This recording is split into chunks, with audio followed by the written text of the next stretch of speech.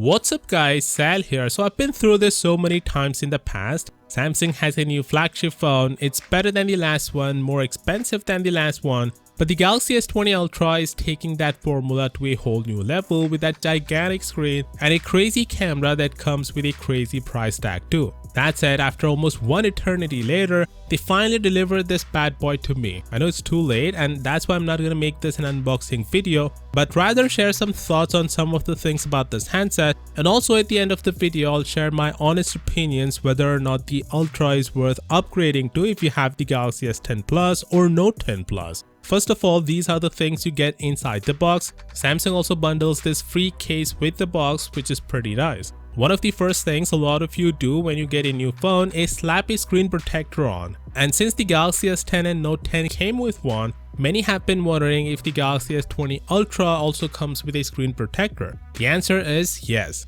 It does come with a screen protector. In fact, all the three models in the S20 lineup have a screen protector installed right out of the box. It's basically a thin sheet of plastic, so it's not that obvious. Let me take it off so that you can see. Some third-party screen protectors don't function properly with in-display fingerprint sensors, so it's better for Samsung to provide a basic protector out of the box instead of having customers to go through the hassle of finding the right one. Anyway, Samsung for some reason has decided to tone down the curved edges on this thing. Compared to the Note 10 Plus and even the S10 Plus is very noticeable, and that really sucks to be honest. I really like these curves and I can understand why Samsung toned them down. A lot of people actually complained about accidental touch activations. But the thing is, I've been using the Galaxy Note 10 Plus ever since its release and I barely have that problem. I had it on the S10 Plus though, but not on the Note 10 Plus. Maybe it's due to the boxier design of the Note. In any case, I'm really disappointed that they are getting away from the curved edges. The Ultra feels more like it has a 2.5D glass rather than their signature curved glass, and that really sucks.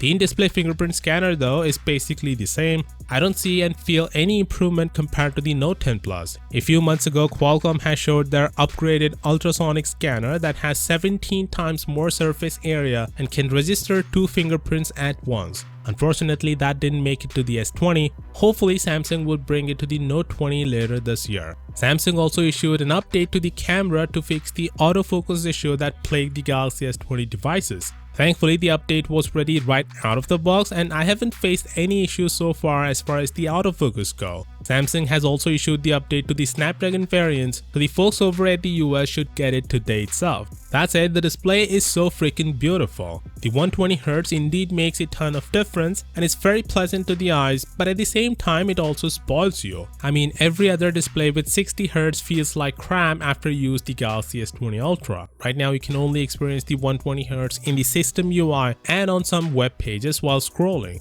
There are no 120fps videos right now, and almost all of the mobile games don't support this higher frame rate either, so the experience is limited so far, but it's pleasant nonetheless. So now the question is the Galaxy S20 Ultra worth upgrading to if you have the Note 10 Plus or even the S10 Plus? The answer is no, unless you want to experience the latest and greatest. I've been using the Note 10 Plus for over 6 months now, and coming from it, I don't notice much difference except for the higher refresh rate and camera zoom. The fact is, flagship phones have gotten so better these days that it doesn't make much sense to upgrade year over year because the changes are so minimal and you wouldn't notice them. So don't upgrade if you have the 2019 flagships, it's for those who have 2018 flagships or lower. But hey, like I've said, if you want the bleeding edge tech and money isn't an issue, then just go for it for that higher refresh rate display alone. Of course, do let me know your thoughts down in the comments, and as always, I'll see you tomorrow.